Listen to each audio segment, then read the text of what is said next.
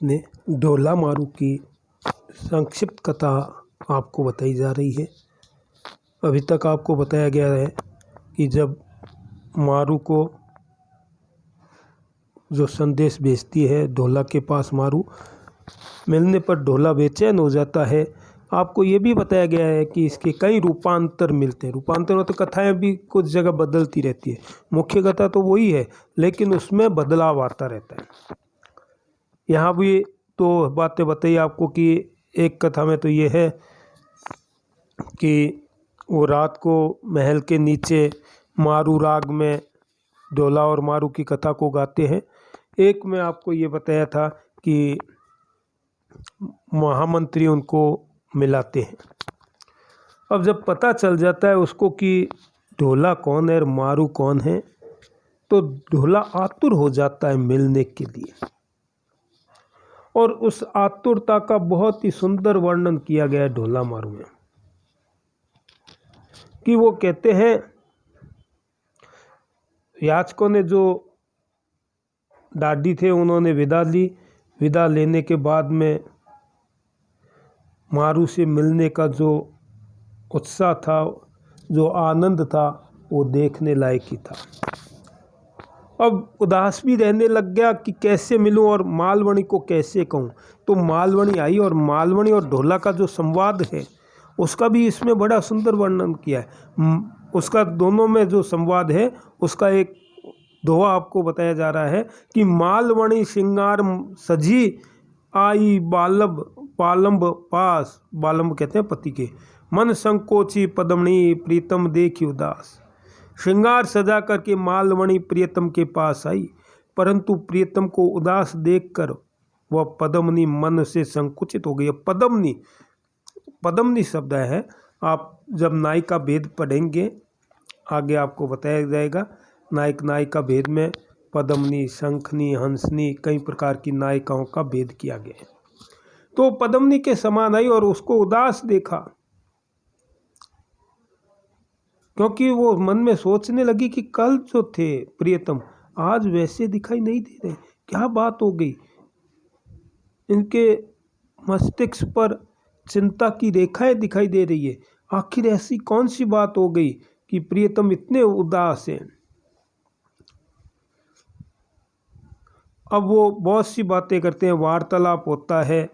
उसके बाद में जो ढोला है वो बताता है कि तुम कहो तो मैं यात्रा के लिए निकलूं, यात्रा करूं। बहुत कुछ होता है कि ईश्वर की प्रार्थना करें, वो करें। और ढोला बाद में बता भी देता है कि मेरी शादी हो चुकी है, मारवणी नाम की है, मैं उसको लेने जाऊंगा। जाने की बात आती है तो मालवणी उनको अपने प्रेम पास में बांध करके कहती है कि अभी तो वर्षा ऋतु है, अभी तो गर्मी का कहती है कि गर्मी है, गर्मी ऋतु ग्रीष्म ऋतु है। और इसमें क्या है कि राजस्थान में जाओगे, पूगल जाओगे तो गर्मी बहुत पड़ती है और उस ऋतु में क्या होगा, आप सहन नहीं कर पाओगे। इसलिए 4 महीने रुक जाओ आप मेरे कहने से, उसके बाद चले जाना। ढोला 4 महीने के लिए रुक जाता है, आपसे पूछ ले। और उसके बाद में जैसे ही होता है तो वो कहती है कि अब तो वर्षा ऋतु आ गई। वर्षा ऋतु में क्या है, नालों में पानी आ जाता है, ऊँट चल नहीं सकते, वो सारी बातें मतलब वर्षा ऋतु की जो है। और दूसरा, आप मेरे पति है, प्रियतम है। और कहा भी गया है श्रृंगार रस में कि जो बातें संयोग में सुखदायी होती है योग में वही दुखदायी हो जाती है। तो कहते हैं कि वर्षा ऋतु में यात्रा नहीं करनी चाहिए। शास्त्रों में भी कहा है कि चौमासो, राजस्थानी में जो जानते हैं चौमासो शब्द है कि चौमासे में यात्रा करीजे कोनी। तो 4 महीने यात्रा नहीं की जाती है, ये शास्त्रों में लिखा है, आप मत जाओ। ढोला फिर रुक जाता है, देखता है कि पत्नी है, इसके कहने से और वो कहते हैं कि सारी बातें हैं, ये है, अब आप जाओगे तो क्या होगा। 4 महीने और रुक जाता है। उसके बाद क्या आता है, 3 ऋतुएं हैं, गर्मी, बरसात और शीत। शरद ऋतु आती है तो वो कहती है कि शरद ऋतु में तो बाहर निकलना ही नहीं चाहिए। तब ढोला कहता है कि आगे फिर मैं गर्मी में नहीं जाऊं, वर्षा में नहीं जाऊं और सर्द में नहीं जाऊं तो कब जाऊं। ये ऋतुएं तो हर साल आती रहेगी। और उसकी चालाकी को वो ढोला समझ जाता है और कहता है कि अब मैं नहीं रुकूंगा। देखो लोग कहावतें होती है, लोग में जो बातें होती है, ढोला एकदम से तैयार हो जाता है कि वो एकदम से दृढ़ निश्चय होता है कि अब तो मैं जाऊंगा। ये ऋतुएं तो चलती रहती है और मैं अब नहीं रुकूंगा। सारी बातें हो जाती है। और आपको पहले भी बताया है कि जहाँ भी लोकगीत होते हैं, लोक कथाएँ होती है, लोक काव्य होते हैं, वाद साहित्य होता है, उसमें पशु पक्षी भी बोलते हैं, उनका भी संवाद महत्वपूर्ण है।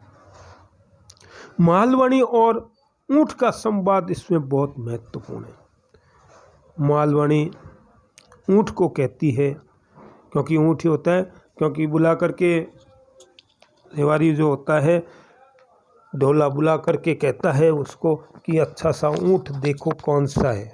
फिर वो कहता है मैं ही इसकी परीक्षा करूं। ऊँट तैयार हो जाता है, मालवणी ऊँट के पास जाती है और उसको बहुत प्रकार से प्रलोभन देख करके, बहुत बातें करके और उसको क्या है कि रोक लेती है। ऊँट को कहती है तू मत जाना। वो कहता है कि मैं तो स्वामी भक्त हूँ, मैं अपने स्वामी के साथ, देखो यहाँ शिक्षा भी दी गई, स्वामी के साथ, मालिक के साथ मैं विश्वासघात कैसे कर सकता हूँ, मैं श्राप का। अब ऊँट कहता है देखो, अब ही मेली हेकली करई करई कलाप और कहियो लोपा सामी कहू सुंदरी जहाँ शराब की।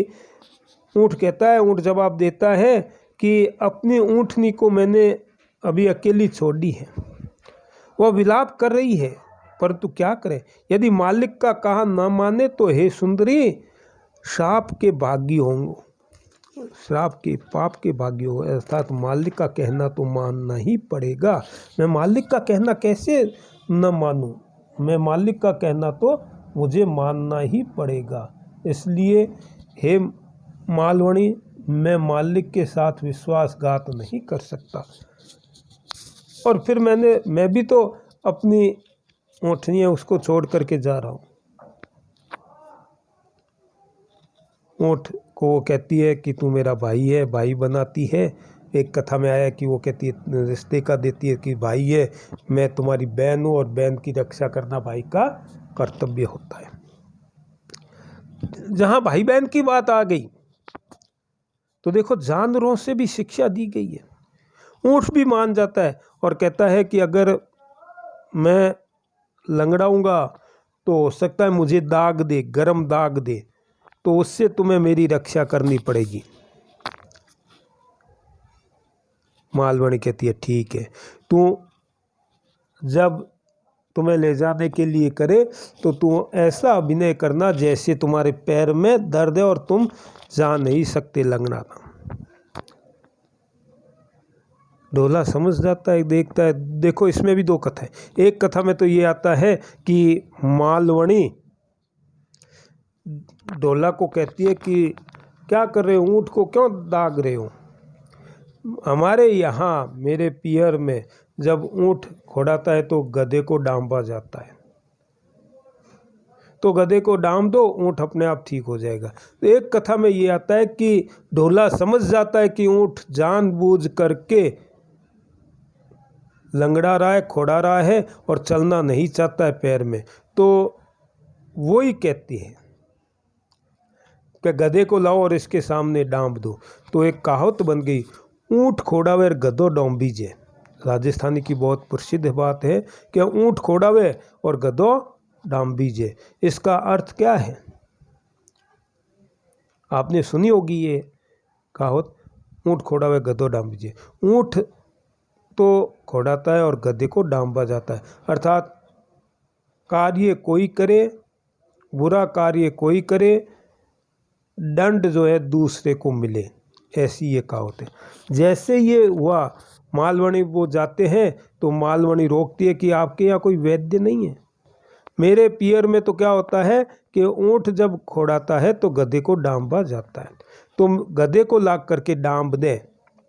जब गधे को डांबते हैं तो ढोला की माता मालवणी को फटकारती है कि ये क्या कर दिया तूने, एक निरपराधी पशु को दंड दे दिया तूने। डांबने का मतलब आप समझते हो क्या होता है? आपने पशुओं के शरीर पर काले चिन्ह देखे होंगे, गोल, त्रिशूल, क्रॉस आदि के।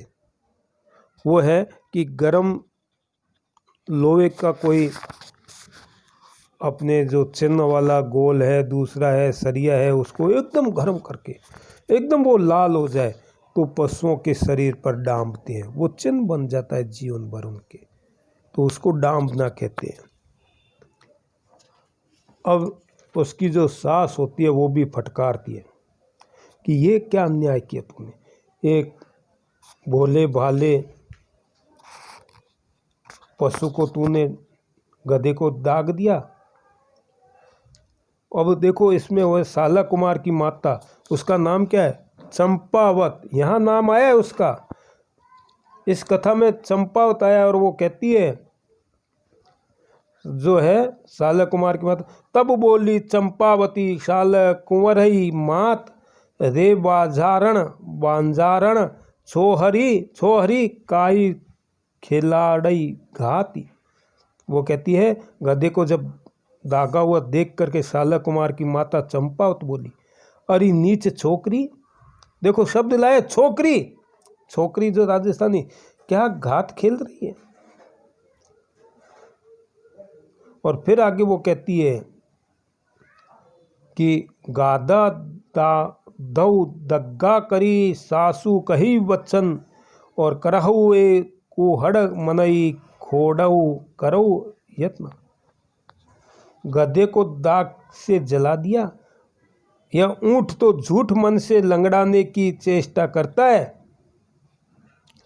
ढोले को कहा कि ये गधा निरपराध है, ऊँट को ले जाओ। ऊँट तब मानता है और वो जानने के लिए तैयार हो जाता है। अब यहाँ जो देखो राजस्थानी जो है लोक साहित्य, उसमें कहावतें आदि भी चलती रहती है, उसका भी अपना प्रभाव रहता है, उसकी भी अपनी जो है कथा के साथ वो भी चलते रहते हैं।